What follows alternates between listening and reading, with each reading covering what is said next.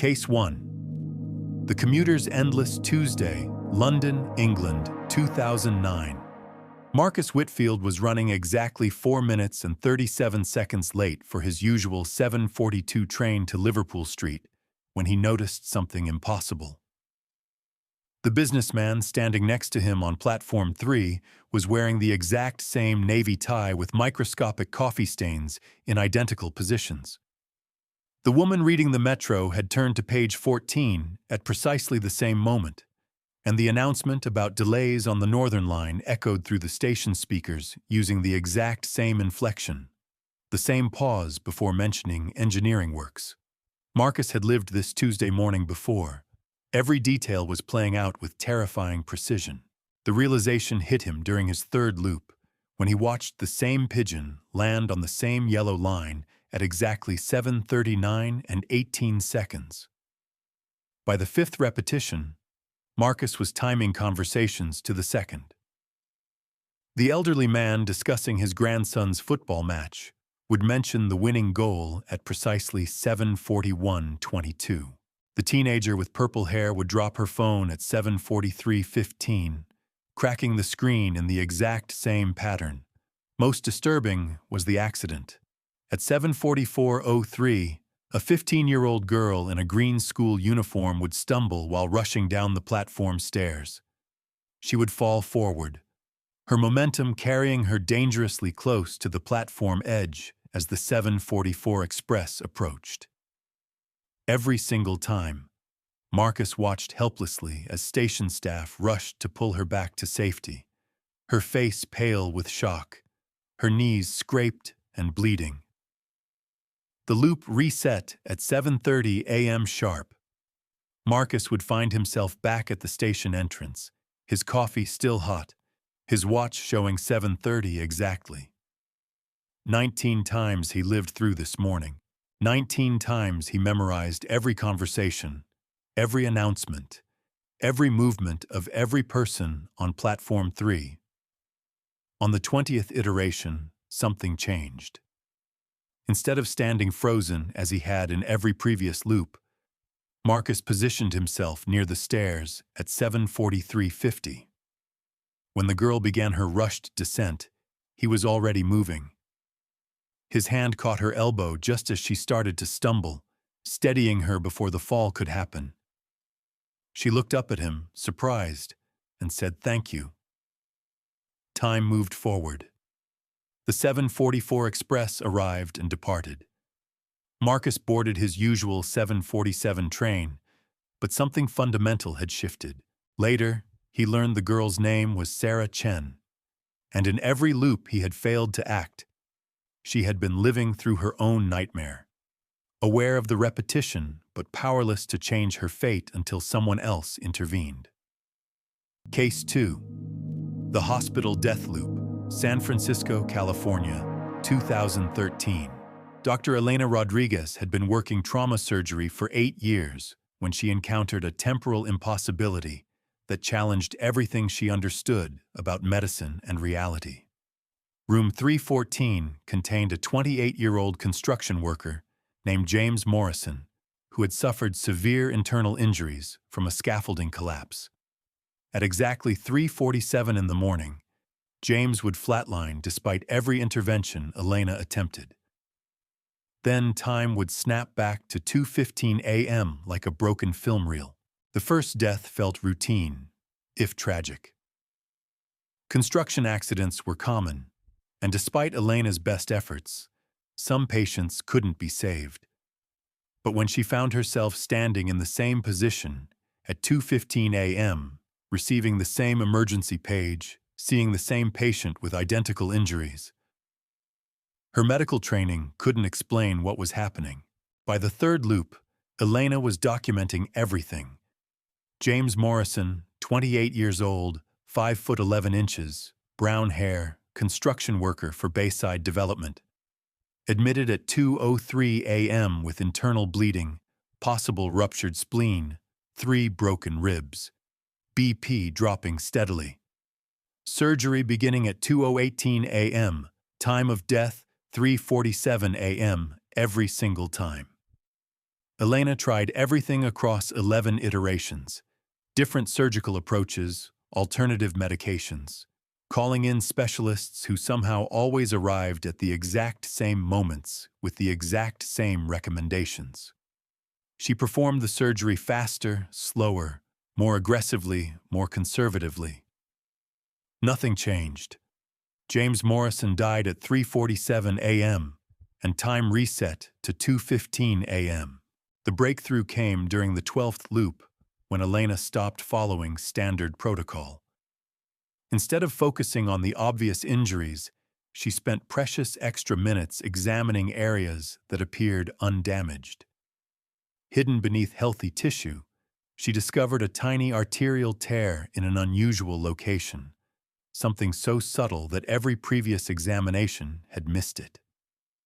The injury was bleeding slowly but steadily, creating internal pressure that caused cardiac arrest exactly 1 hour and 32 minutes after surgery began.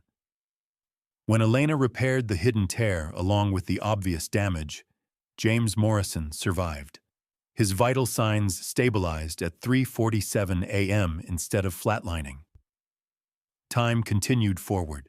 Elena never experienced another loop, but James Morrison later told her he remembered everything. He had been conscious for parts of each death, aware he was dying repeatedly but unable to communicate the knowledge that might save him. Case 3. The Wedding Day Repetition. Asheville, North Carolina, 2015. Catherine Walsh's wedding day was perfect. That was precisely the problem.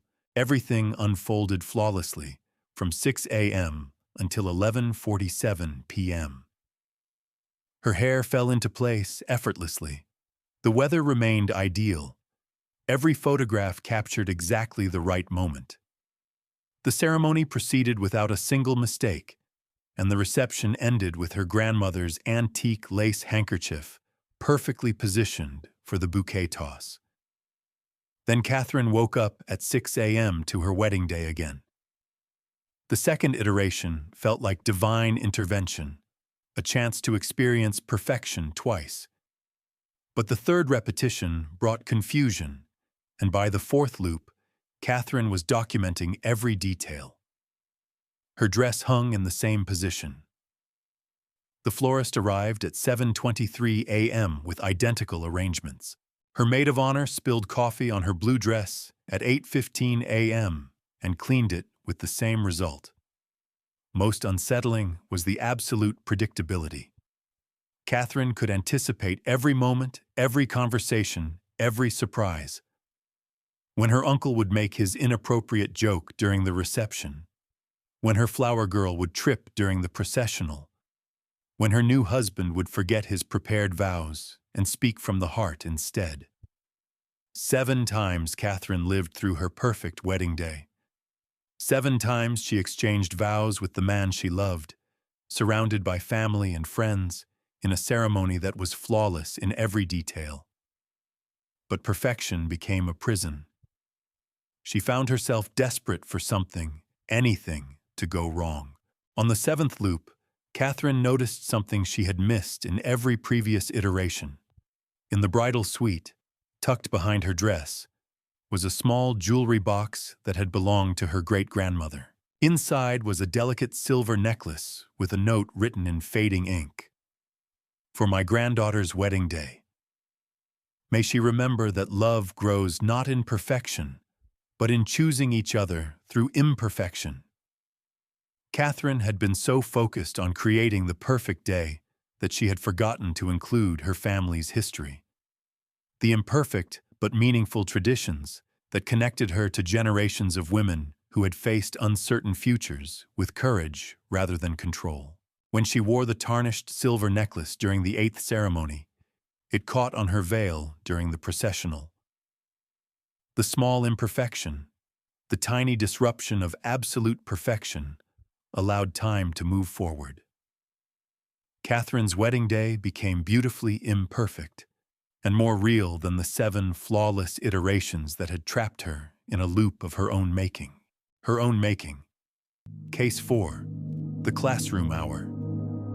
Des Moines, Iowa, 2011. David Chen had been teaching 10th grade chemistry for 12 years when he discovered that time could become as stubborn as his most difficult students.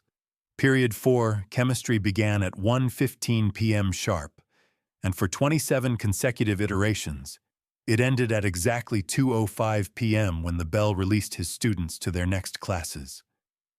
Then the clock would jump backward to 1:15 p.m., and David would find himself standing at the same position behind his demonstration table, holding the same beaker of clear solution he was about to transform into brilliant purple through a simple chemical reaction that his students had now witnessed 27 times.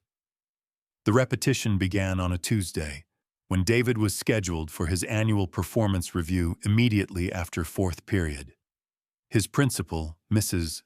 Rodriguez, would evaluate his teaching methods, classroom management, and student engagement scores that would determine his contract renewal. Meanwhile, his students faced their quarterly exam the following day, a test that would significantly impact their semester grades. By the third loop, David realized something impossible was happening. The same student, Jessica Martinez, would raise her hand at exactly 1:23:15 to ask about molecular bonds. At 1:31:40, Tyler Johnson would accidentally knock over his textbook, creating the identical thud that disrupted the lesson at the same moment in every iteration. The demonstration David performed would produce the same purple swirl pattern in the solution, and Amanda Foster would gasp with the same surprised delight at precisely 1:47:22. David began timing everything with scientific precision. The overhead projector would flicker at 1:52:10. Someone's phone would buzz at 1:58:33, causing 3 students to simultaneously check their devices. At 2:03:45, David would glance at the clock, mentally preparing for his performance review, while his students gathered their materials, equally anxious about tomorrow's test. What disturbed David most was the atmosphere in the room. Despite the engaging lesson and successful demonstration, an undercurrent of tension permeated every loop. His students appeared distracted, frequently checking the time, their minds clearly elsewhere. David recognized the same anxiety in himself, constantly aware that Mrs. Rodriguez would soon judge whether his 12 years of dedicated teaching warranted continued employment. The classroom had become a holding pattern where neither teacher nor students could fully engage with the present moment because everyone was trapped in anticipation of future evaluations. By the 15th loop, David made a decision that violated every principle of curriculum planning and test preparation.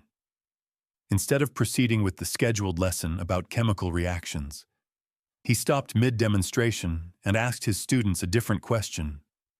What are you afraid will happen tomorrow? The response surprised him. Jessica Martinez, usually confident and articulate, admitted she hadn't slept in 3 days because she was terrified of failing the chemistry exam. Tyler Johnson revealed that his parents had threatened to remove him from the basketball team if his grades didn't improve. Amanda Foster confessed that she was considering dropping chemistry because she felt too stupid to understand the material, despite showing genuine enthusiasm for the subject. David realized his own anxiety about the performance review was creating a feedback loop with his students' test anxiety. Neither teacher nor students could focus on learning because everyone was consumed with being judged. On the 27th loop, David made a radical choice. He acknowledged his own fears about the upcoming evaluation and admitted to his students that he was more concerned with impressing his principal than with helping them understand chemistry. Together, they decided to forget about tomorrow's test and focus entirely on the fascinating process happening in the beaker in front of them. When David performed the demonstration this time, he wasn't thinking about Mrs. Rodriguez observing his teaching techniques. His students weren't worried about which details they needed to memorize for tomorrow's exam. They were simply present, watching purple swirls form in clear liquid, asking questions driven by curiosity rather than test anxiety. At exactly 2:05 p.m., the bell rang and time moved forward. David's performance review proceeded, but he approached it with confidence rather than fear because he had rediscovered why he became a teacher. His students took their exam the next day, and their scores improved significantly because they had engaged with the material authentically instead of memorizing facts under pressure. Case 5. The Highway Exit Loop, Interstate 80, Nevada, 2016. Robert Kellerman had driven long-haul routes for 18 years without experiencing anything that his logbook couldn't explain in precise detail. Departure times, fuel consumption, rest stops, and arrival schedules were documented with the methodical accuracy required by federal transportation regulations. But on March 15, 2016, somewhere between Reno and Elko, Robert's dashcam recorded something that challenged the fundamental nature of time and distance. Mile marker 203 to mile marker 208 became a 5-mile stretch of highway that Robert drove 43 times, while his dashboard clock advanced only 3 minutes. The loop began at 2:17 p.m. when Robert noticed a roadside memorial beside exit 205. White crosses, faded plastic flowers, and a weathered photograph marked the location where someone had died in a traffic accident. Robert had passed thousands of similar memorials during his career, brief reminders of lives lost to highway dangers, but this one captured his attention with unusual intensity. The memorial triggered a memory Robert had buried for 7 years. On this same stretch of highway, during a winter storm in 2009, he had passed a jackknifed semi-truck blocking the right lane. The driver, a young man named Michael Santos, had been trapped in his cab while his fuel tank leaked gasoline across the icy pavement. Robert had considered stopping to help, but traffic was moving slowly around the accident, and emergency vehicles were already approaching with sirens and flashing lights. Michael Santos died from smoke inhalation before rescue crews could extract him from the wreckage. Robert learned about the death weeks later from a trucking industry newsletter. Michael had been 26 years old, married with a 2-year-old daughter, driving his final route before transitioning to a local delivery job that would allow him to be home every night. Robert had driven past the exact moment when intervention might have made a difference, but he had convinced himself that professionals were handling the situation. The dashcam footage from March 15, 2016, shows Robert's truck approaching mile marker 203 at 2:17 p.m. The roadside memorial becomes visible at 2:17:45, and Robert's truck passes it at 2:18:12. The timestamp then jumps backward to 2:17:00, and the same sequence repeats with identical timing. Mile marker 203 appears again. The memorial comes into view. Robert passes it at exactly 2:18:12. 43 times this sequence repeated, while Robert remained consciously aware of each iteration. He could see the mile markers cycling past in the same order, feel the same slight vibration in his steering wheel as his truck hit the same small pothole at mile marker 204, and watch the same cloud formation cast identical shadows across the desert landscape. Most unsettling was Robert's growing realization that the memorial photograph showed Michael Santos, the young driver who had died 7 years earlier.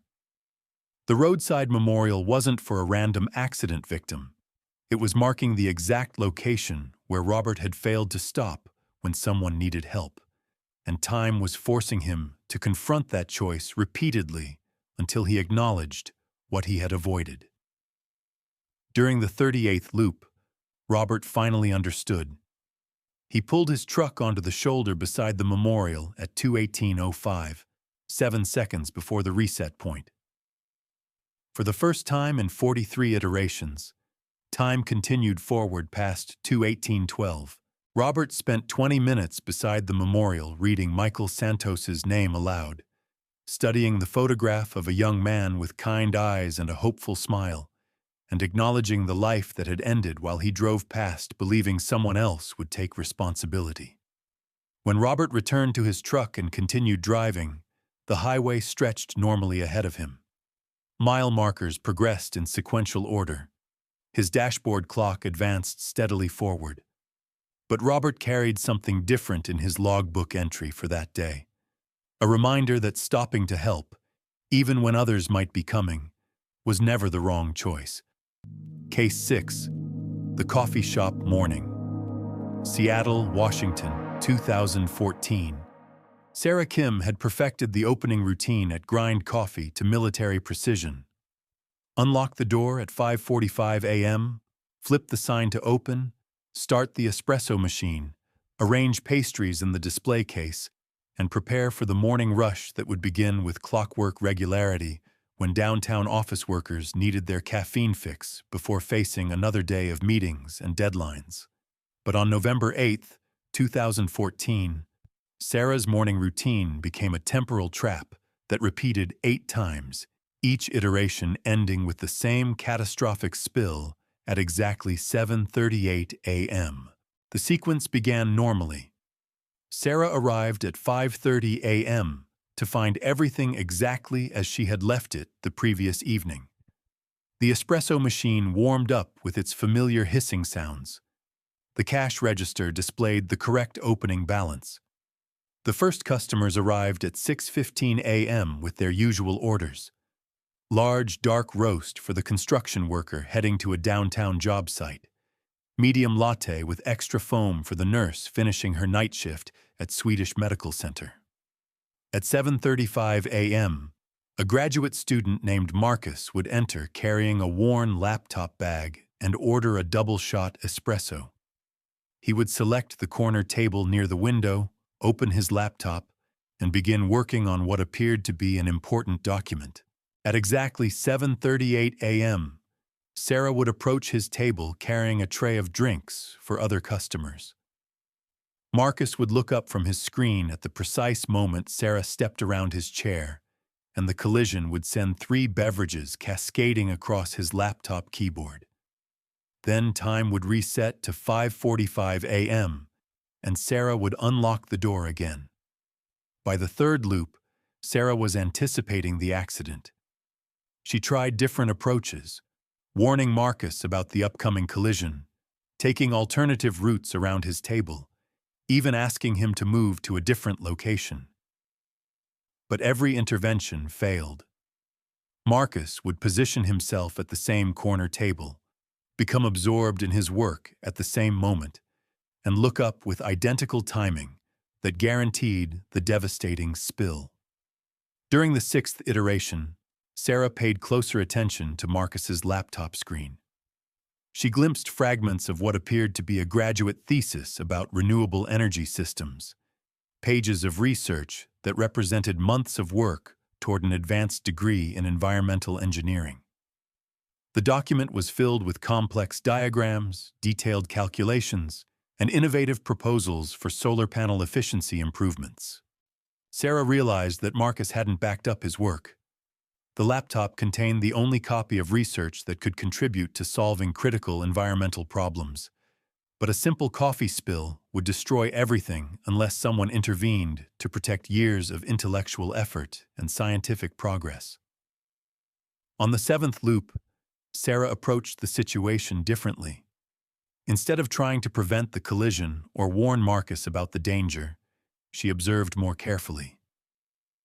She noticed that Marcus was working under intense pressure, typing frantically to meet a thesis defense deadline scheduled for the following week. His stress was so overwhelming that he remained completely unaware of his surroundings, creating the conditions that made the accident inevitable. The 8th loop began like all the others, but at 7:37 a.m., Sarah made a decision that changed everything. She approached Marcus's table not carrying drinks, but with a simple offer. "You look like you could use a break. Would you like me to watch your laptop while you grab some fresh air?" I'll make sure nothing happens to your work." Marcus looked up, surprised by the kindness from a busy barista during the morning rush. He accepted her offer, closed his laptop, and stepped outside for 5 minutes. When he returned, refreshed and more aware of his surroundings, he reopened his computer and continued working. At 7:38 a.m., Sarah delivered drinks to nearby tables without incident. Time moved forward. Marcus completed his thesis successfully, and his research on solar panel improvements was published in a prestigious engineering journal, contributing to renewable energy innovations that helped reduce carbon emissions. Sarah never experienced another time loop, but she learned that sometimes preventing disasters required addressing the underlying stress and isolation that created dangerous situations rather than simply avoiding the moment of collision. Case 7. The Accident Prevention Loop, Fremont, California, 2017. Thomas Park had witnessed the same fatal car accident 14 times before he understood that preventing tragedy sometimes requires stopping everything, not just fixing the obvious problem. The intersection of Fremont Boulevard and Thornton Avenue became a temporal killing field where 3 people died at exactly 4:23 p.m. every day for 2 weeks, until Thomas realized that saving lives meant blocking an entire intersection rather than preventing one collision. Thomas had noticed the pattern on the 3rd repetition. A silver Honda Civic running the red light at 4:23:08 p.m., colliding with a blue Ford pickup truck carrying a family of 3. The impact sent both vehicles spinning into the crosswalk, where Maria Santos, a 67-year-old grandmother, was crossing with her evening groceries.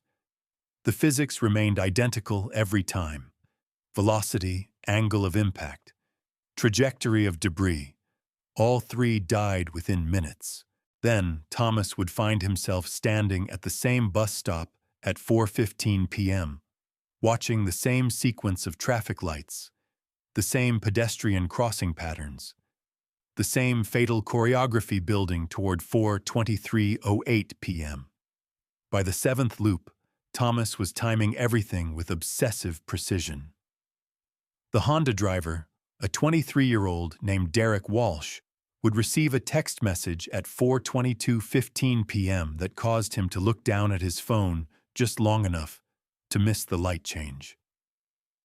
The pickup truck driver, James Chen, was rushing to pick up his daughters from soccer practice and would accelerate through the yellow light at exactly 4:22:58 p.m., believing he had enough time to clear the intersection. Thomas tried every intervention he could imagine. He called 911 to report a potential accident, but emergency responders couldn't locate the intersection he described. He attempted to flag down Derek Walsh's Honda before the crucial moment, but traffic patterns made it impossible to reach the vehicle in time. He even tried triggering the crosswalk signal early to delay Maria Santos, but she crossed at the same moment regardless of traffic signals. The breakthrough came during the 14th loop, when Thomas realized he was thinking too narrowly. Instead of preventing one collision, he needed to prevent all movement through the intersection during the critical window. At 4:20 p.m., Thomas walked directly into the center of Fremont Boulevard and Thornton Avenue and sat down. Traffic stopped immediately. Horns blared, drivers shouted, police sirens approached within minutes.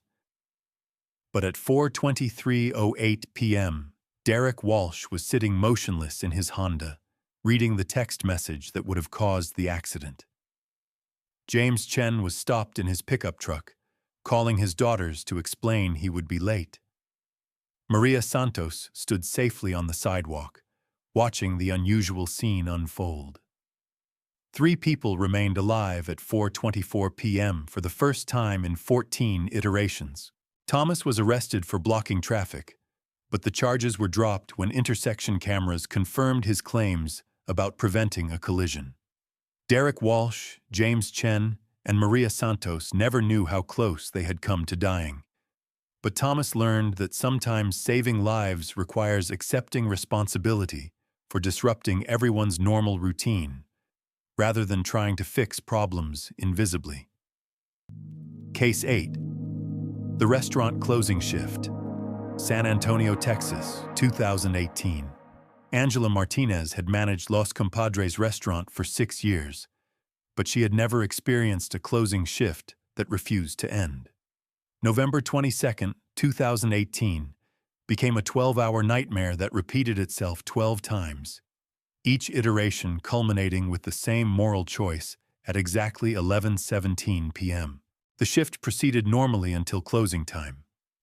Angela would count the register, clean the last tables, and prepare to lock the front door when Robert Hendricks would appear outside the glass entrance. Robert was homeless, probably in his 50s, wearing a worn military jacket and carrying a backpack that contained everything he owned. At 11:17 p.m., he would tap gently on the door and point toward the kitchen, gesturing that he was hungry. Angela's response remained consistent through 11 loops. Company policy prohibited serving food after closing time, and giving away restaurant property could result in termination. She would shake her head apologetically, mouth the words, "We're closed," and watch Robert's shoulders slump with disappointment before he disappeared into the November darkness. Then time would reset to 3 p.m., and Angela would begin the same shift again. By the fourth loop, Angela was documenting everything. Robert would arrive at the exact same moment, make the identical gesture, and receive the same rejection with the same defeated expression. Angela noticed details she had missed initially. Robert's hands were shaking, possibly from hunger or cold. His military jacket displayed faded patches indicating service in Desert Storm. Most importantly, his eyes showed the particular exhaustion of someone who had been turned away from multiple establishments throughout the day. The pattern extended beyond Robert's appearance. Every customer ordered the same meals at the same times. Every conversation between staff members followed identical scripts. The same song played on the radio at 9:45 p.m., and Angela's assistant manager made the same joke about working late on Thanksgiving week during each iteration. Angela tried various approaches across different loops. She offered Robert money from her own wallet, but he politely declined, explaining that he specifically needed food, not cash. She attempted to serve him officially by reopening the restaurant, but the computer systems had already processed the day's final transactions and couldn't accommodate additional orders. She even tried calling local homeless shelters, but they were either full or had stopped serving dinner hours earlier. The solution came during the 12th loop, when Angela realized she was approaching the situation incorrectly. Instead of treating Robert's request as a violation of company policy, she recognized it as an opportunity to address hunger with dignity rather than charity. At 11:17 p.m., when Robert tapped on the door, Angela invited him inside not as a customer receiving free food, but as someone who could help her solve a practical problem. She explained that Los Compadres always prepared extra portions to account for potential waste, and company policy required disposing of leftover food rather than storing it overnight.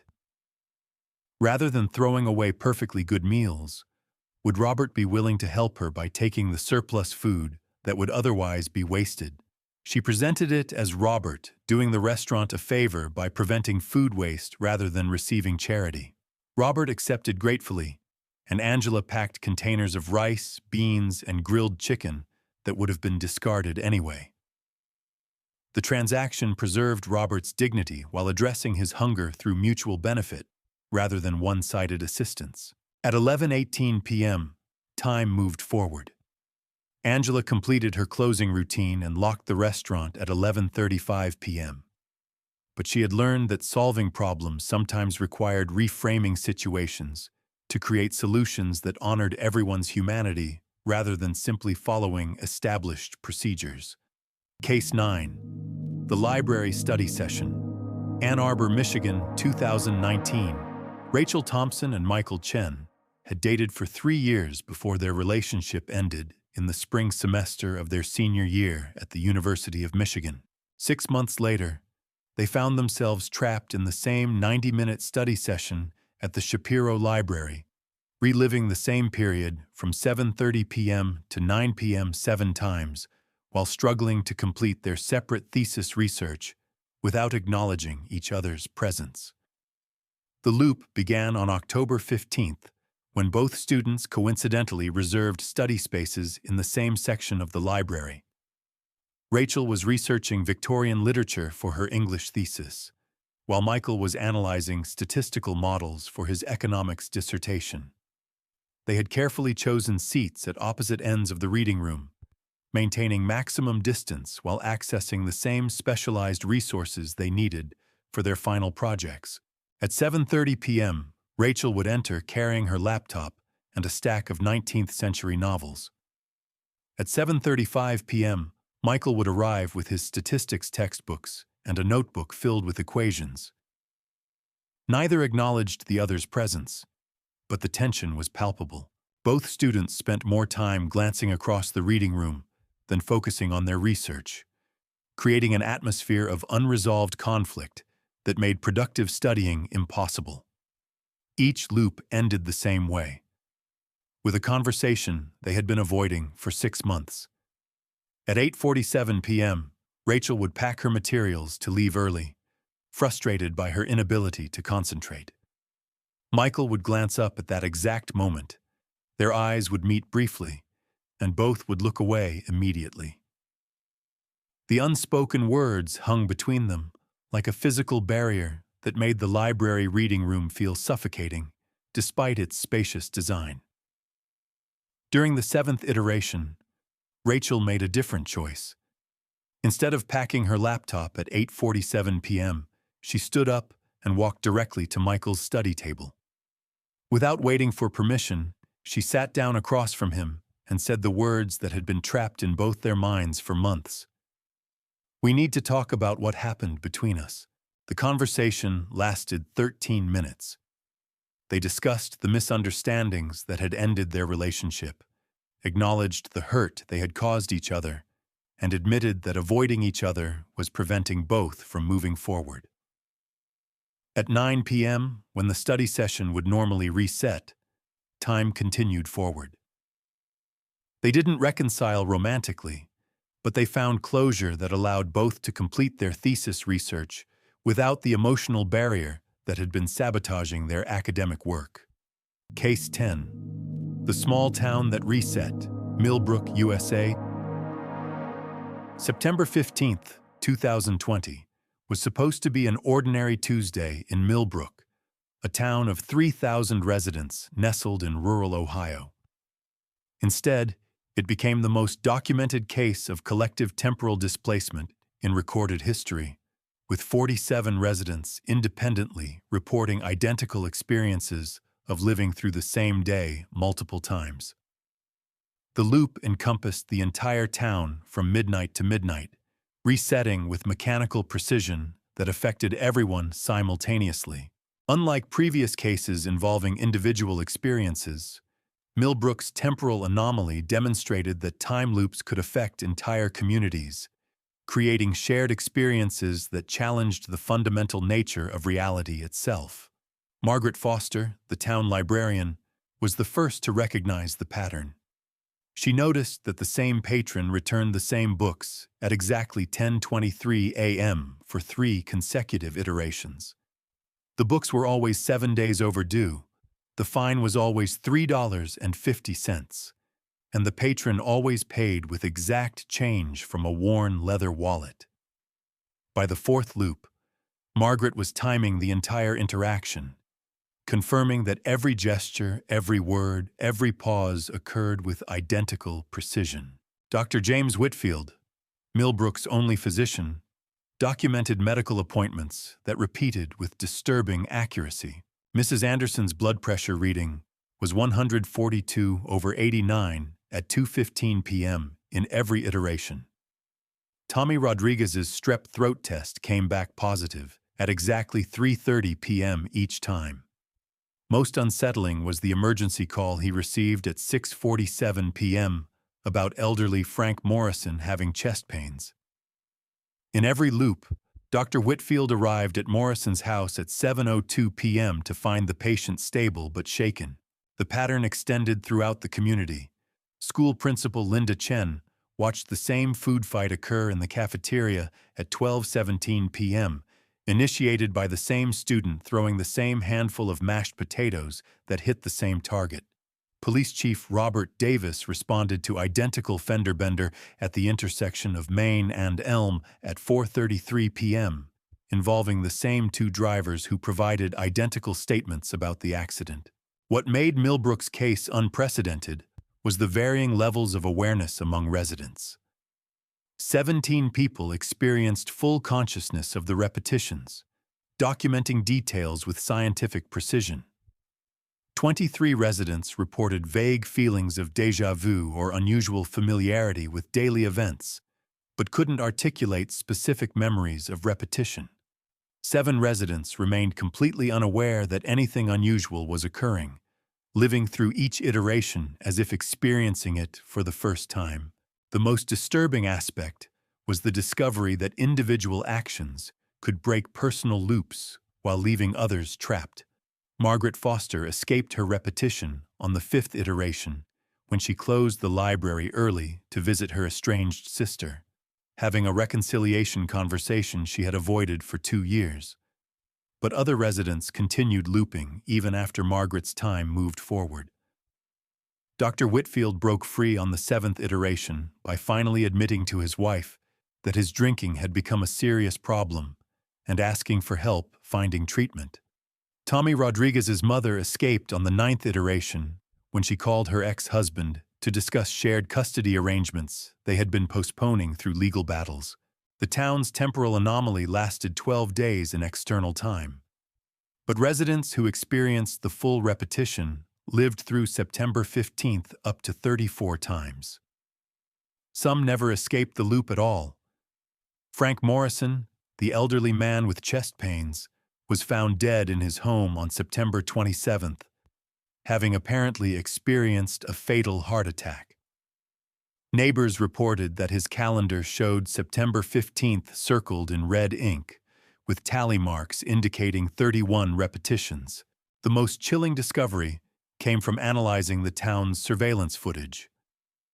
External cameras positioned on highways entering Millbrook showed the same vehicles arriving and departing at identical times throughout the 12-day period. Delivery trucks, traveling salespeople, and commuters who worked outside town but lived in Millbrook all participated in the temporal loop without awareness that they were repeating the same day dozens of times. Federal investigators classified the Millbrook incident under national security restrictions, but leaked documents suggest that similar temporal anomalies have occurred in at least 6 other small communities worldwide. The common factor appears to be unresolved interpersonal conflicts, reaching a critical mass that somehow disrupts the normal flow of time until individual reconciliations restore temporal stability. These 10 cases reveal a disturbing pattern that challenges our understanding of time itself. Each loop demanded that individuals confront avoided truths, unresolved conflicts, or moral choices they had been postponing.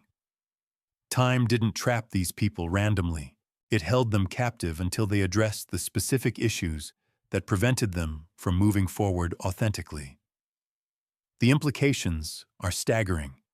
If time can function as a corrective mechanism that forces resolution of human conflicts, then linear time itself might be more fragile than we realize.